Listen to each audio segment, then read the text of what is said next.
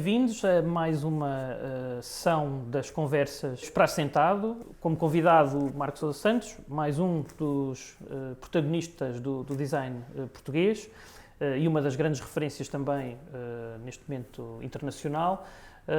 E desde já agradeço a sua presença e ter aceitado o nosso convite. E começava por lhe perguntar, tendo feito a sua formação em design de produto em 91 e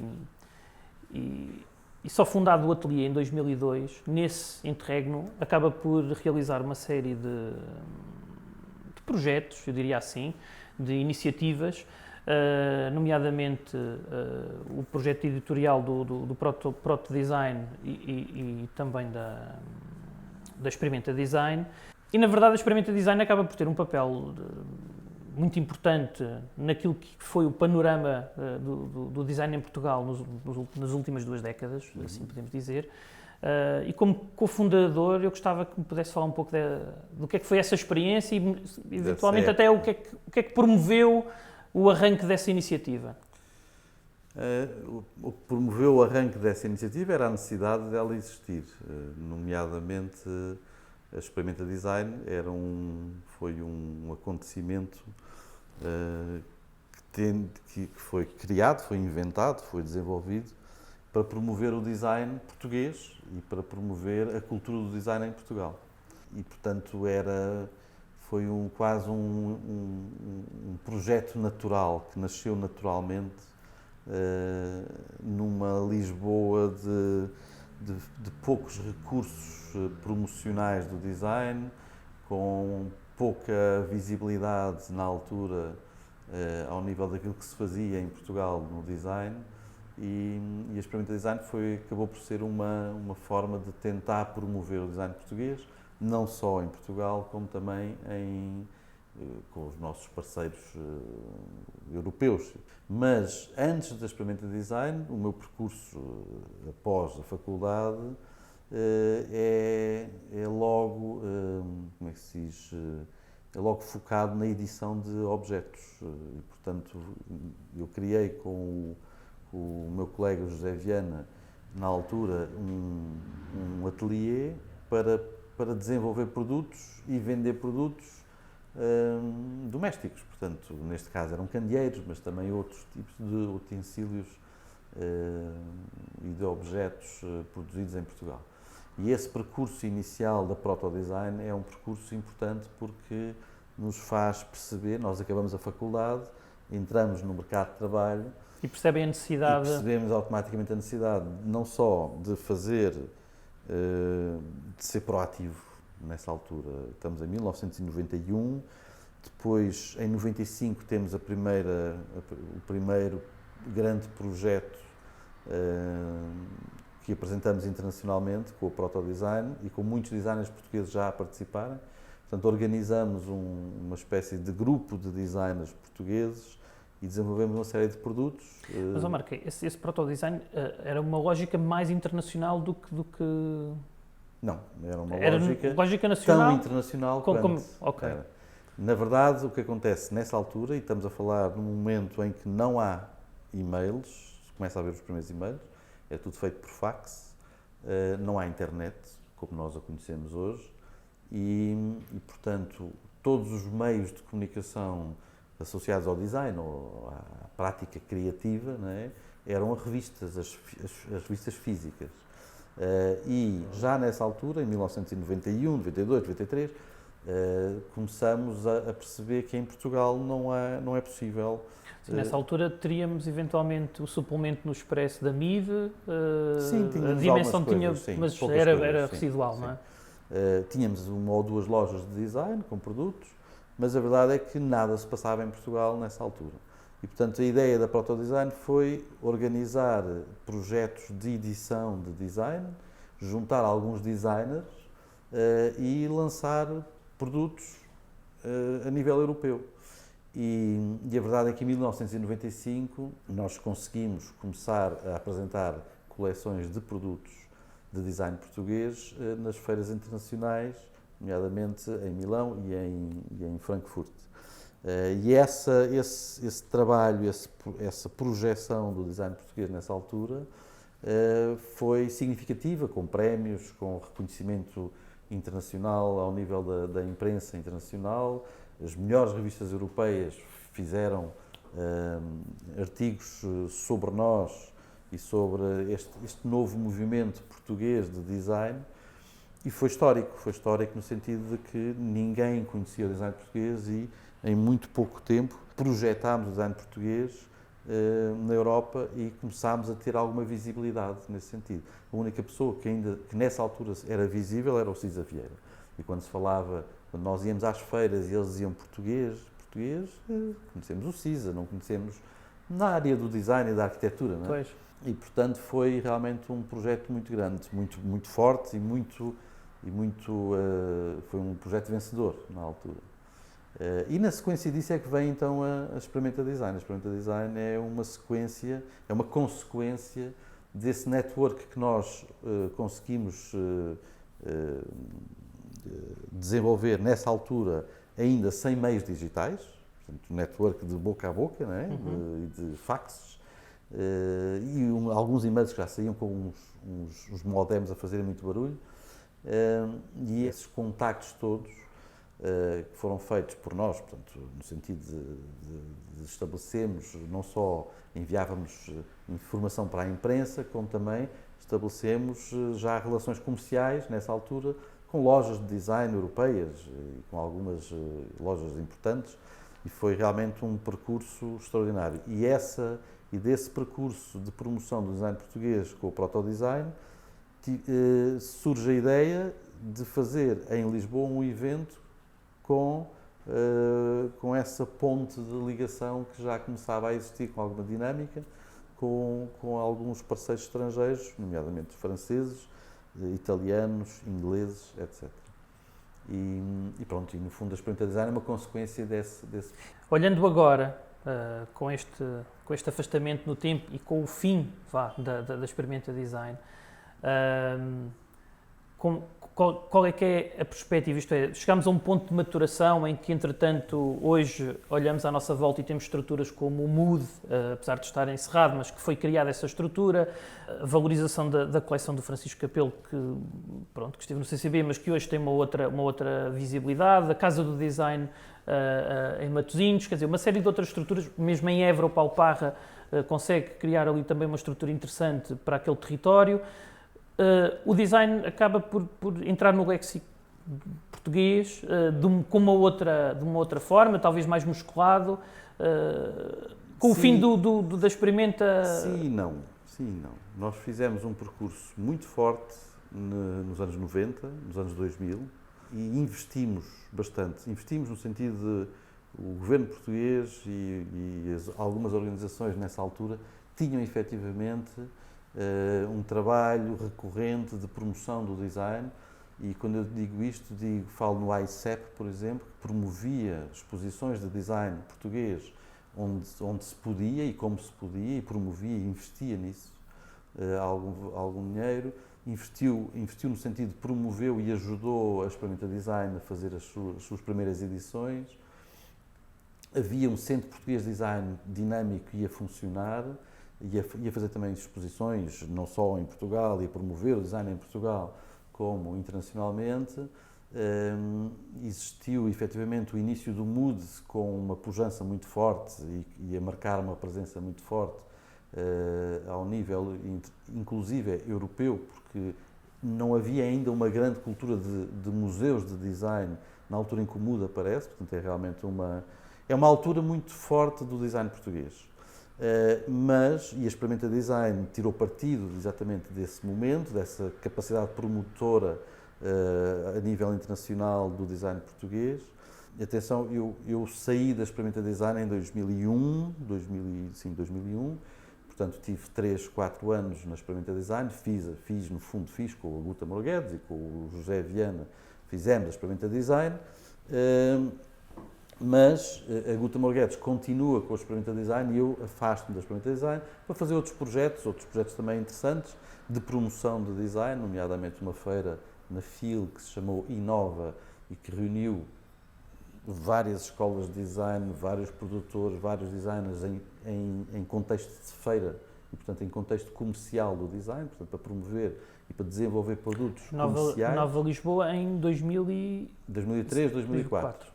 Inova. Mas a verdade é que este momento áureo do design, da promoção do design português foi lentamente decaindo esvaziando. e esvaziando. Pronto. Não vale a pena apontarmos razões para isso. Algumas razões são puramente políticas europeias de desinvestimento ou políticas portuguesas, por consequência, as europeias no desinvestimento da coisa pública e, portanto, os apoios deixam de existir. Fecha-se um centro português de design que é um erro enormíssimo numa Europa e num país que quer estar na Europa. Deixa de se investir nas exposições de design, o ICEP perde a sua força também nessa área. Portanto, há um desinvestimento que deita tudo a perder de um investimento anteriormente feito. E, portanto, aquilo que eu sinto e que eu considero é que estávamos num caminho muito correto e muito sustentado de promoção do design português, não só internamente como externamente. Isso, inclusive, teve consequências mais tarde, uma certa aura do design, de Lisboa e de Portugal como destino cultural, a par da arquitetura, a par das artes plásticas, a par do património. Mas a verdade é que esses trabalhos que foram sendo feitos de promoção do design e da cultura portuguesa nessa altura deram resultados. E a nível do ensino? Eu sei que também está ligado ao ensino. O problema é que se foram esvaziando e hoje não temos estruturas de apoio ao design português, temos apenas o Museu de Design, que é uma instituição extraordinária, com uma capacidade de trabalho extraordinária, que faz o seu trabalho, mas é um museu, não é um centro de design. Não são laboratórios de trabalho com as empresas e com os designers. E, portanto, o museu cumpre o seu papel, mas precisava de ter outros parceiros pudessem alavancar para dar essa sustentabilidade a uma verdadeira cultura e uma verdadeira estratégia para o design em Portugal, que é a única ferramenta e a única forma de Portugal ter competitividade e ser capaz de ombrear com a produção europeia de qualidade. Muito bem. Eu agora queria dar um salto aqui para esta fantástica cadeira, onde eu estou sentado, esta Shell. Posso fazer uma pequena interrupção? Sim, Estava-me claro. a perguntar sobre o ensino português. Sim. Eu ia lá. Não me respondeu, mas eu iria lá. Partindo aqui da Shell e percebendo que esse percurso lhe permitiu ter uma outra perspectiva e uma outra visão sobre o mercado e sobre não é? Essa lógica da promoção internacional e esse contacto com as empresas e com a indústria internacional, que eu acredito que tenha uma outra escala e uma outra capacidade de invenção e de resposta e de trabalho com os designers. Eu perguntava-lhe o porquê de ter arrancado com uma marca própria e sabendo então que já no passado trabalhou com marcas como a Renault, como a Sony, como a Atlantis, por aí fora. O que é que o motivou, ou se esse know-how dessa dinâmica da indústria lhe permite ter essa capacidade também? E depois aí passaria então por lhe perguntar também, na lógica projetual, o que é que difere, o que é que acontece o ter um cliente que sou eu próprio e que tenho a minha marca e que tenho que procurar um mercado e o cliente que vem ter comigo ao meu ateliê e que me pergunta, olha, eu quero para um produto para determinado ambiente ou para determinada resposta que o design é necessário. Então, são várias perguntas ao mesmo tempo. Eu sei. Pegando nessa cadeira em particular, essa cadeira é um exercício projetual que eu desenvolvi em 2009, no sentido de fazer alguns ensaios com o contraplacado não conformado, mas em chapa. Não é? Portanto, parte de um tipo de projeto que eu sempre fiz desde o início da Protodesign, em que nós, efetivamente, editamos móveis e temos marca própria, porque a Protodesign acaba por ser uma marca própria. Portanto, eu antes desta marca que tenho hoje, tive a Protodesign. Este projeto em particular desta cadeira é mais um dos projetos que eu normalmente desenvolvo e sempre desenvolvi desde o início da minha carreira, pegando num material e fazendo com que esse material seja explorado em termos projetuais. Ou seja, muitas vezes pedem-nos um projeto de design e nós, antes de pensarmos no material, pensamos na tipologia do produto, na natureza funcional desse mesmo produto, no mercado e que tipo de contexto comercial é que ele vai necessitar. Mas, na verdade, a minha abordagem típica e experimental é pegar no material e explorá-lo. E, portanto, são ensaios que eu faço enquanto criador, enquanto projetista, de desafio a mim próprio. E isso normalmente resulta em objetos. Ou seja, na Protodesign, por exemplo, pegamos numa folha de polipropileno e eu desafio as pessoas a fazerem um candeeiro com aquela folha de polipropileno. O briefing está dado, há o material e esse material é a chave de todos os desenvolvimentos desses produtos que são apresentados. Também na Protodesign faço esse desafio aos designers, que é um contentor de luz. Então, o que acontece é, eu tenho uma fábrica com quem estou interessado em trabalhar, que era uma fábrica de cerâmica, e tento, a partir desse material e a partir dessa condicionante tecnológica, desafiar vários designers a fazerem, com a mesma lógica produtiva, com o mesmo material, objetos diferentes. Pronto, e isso é uma segunda coleção da Protodesign. Uma terceira coleção da Protodesign é, por exemplo, em vidro, com a fábrica de irmãos Stephens, vidro soprado. O desafio é também, temos aqui um material, temos aqui uma tecnologia, vamos fazer uma coleção de vidro, cuja particularidade é ter um molde simples de sopro. E cria-se uma coleção, e portanto, esse percurso, e também fizemos mais um projeto ainda na Protodesign, que é alumínio extrudido.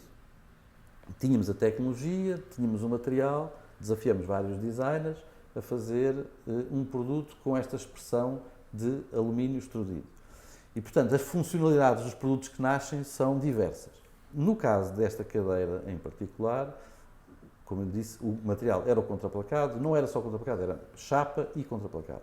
Mas eu acabei por desenvolver um projeto que tinha, na totalidade, 20 cadeiras, 23 cadeiras, todas elas desenvolvidas com esta técnica. E, portanto, o desafio foi a mim próprio, foi pegar numa chapa de contraplacado e fazer com que, através de um corte de CNC de 2 eixos, ou 3 eixos, que é um corte simples, ensaiar vários modelos de cadeiras, porque a cadeira é, por si só, um desafio em termos de projeto de design.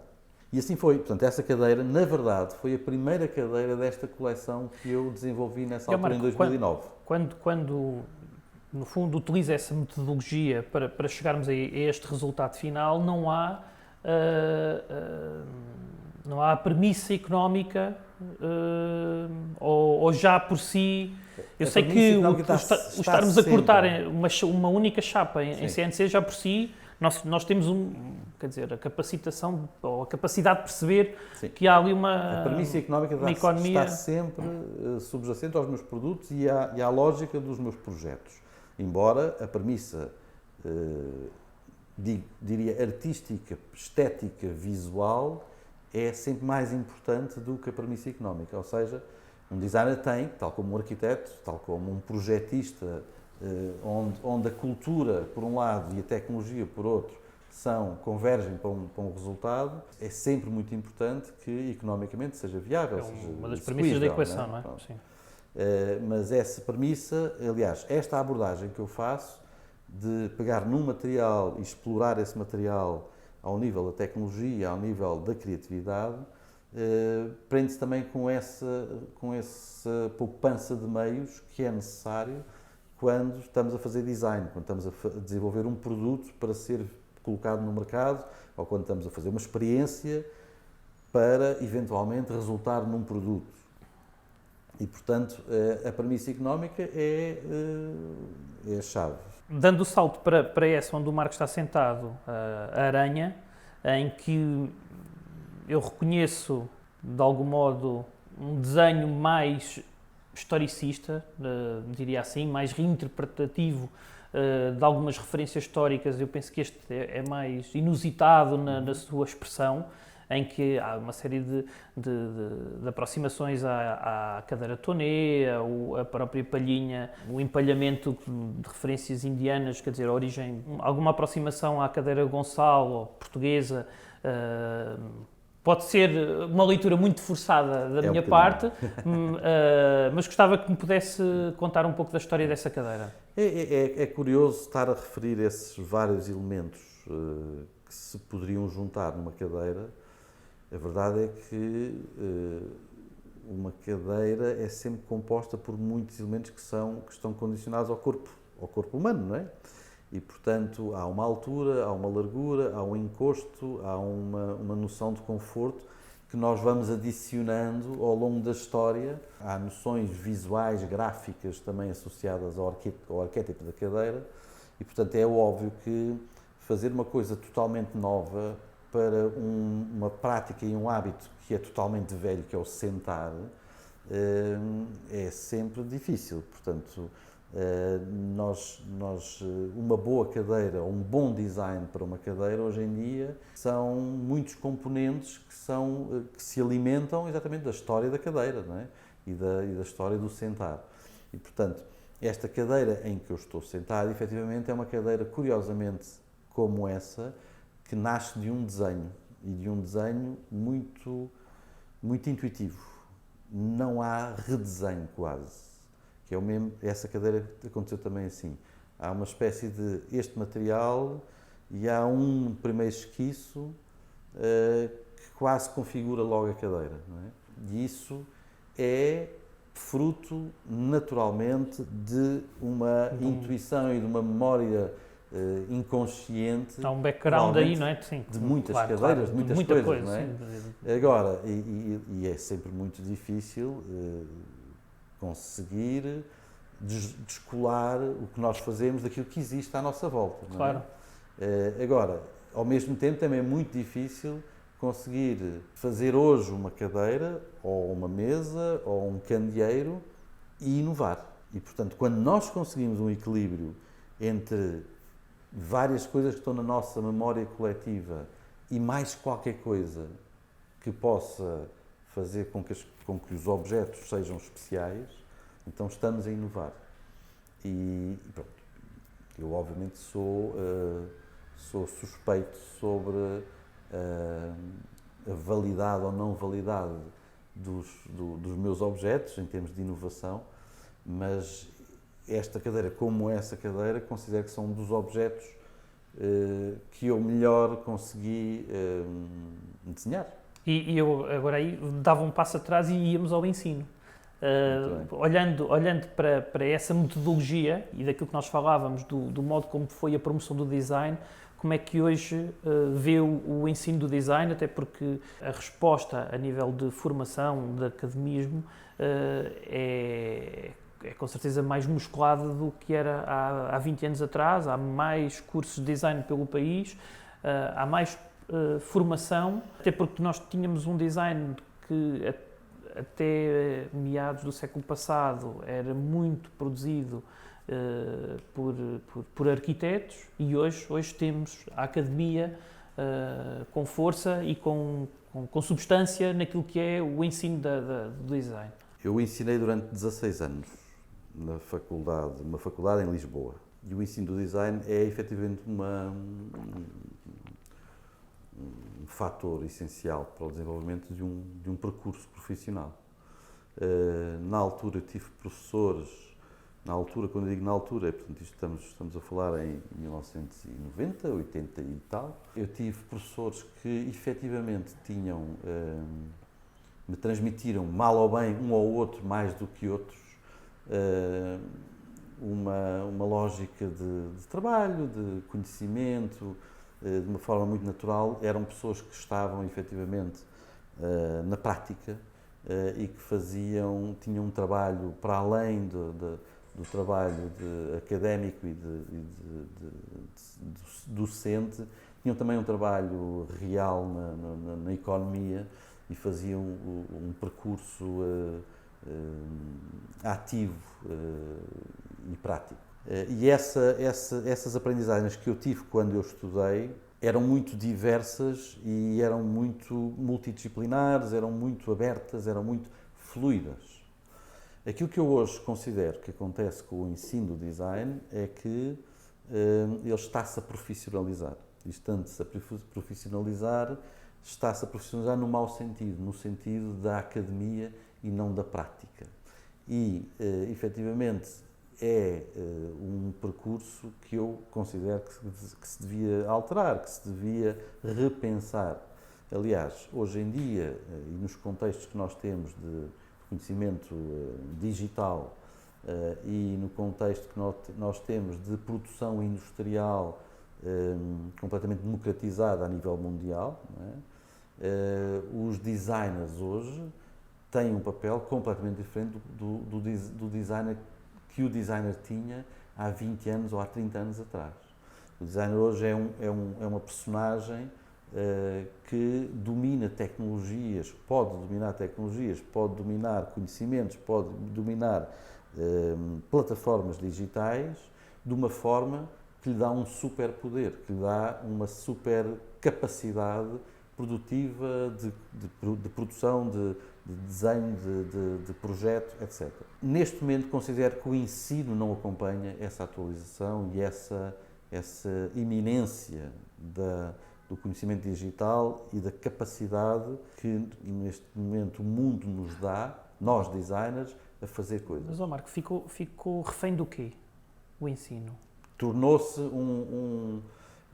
eu não sei, eu ensinei durante 16 anos e nos últimos 2 anos a percepção desta incongruência fez-me sentir negativo, fez-me sentir não concordar e não acompanhar as metodologias de ensino e o rumo que o próprio ensino do design tomou.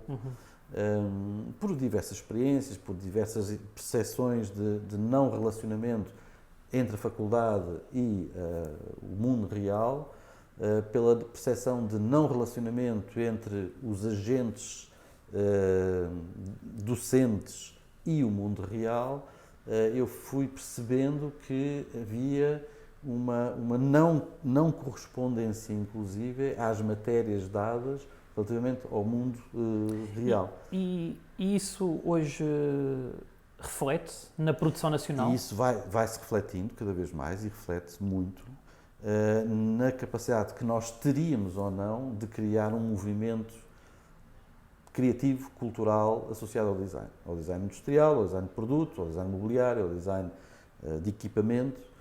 Não falo do design gráfico, estou essencialmente a falar do design de equipamento. E nós não estamos a acompanhar aquilo que está acontecendo no resto da Europa, embora em alguns países, essencialmente no norte da Europa, nomeadamente Holanda, Inglaterra, França, onde o ensino se adaptou a estas novas lógicas do Acordo de Bolonha, que obriga as escolas a ter docentes doutorados em maioria.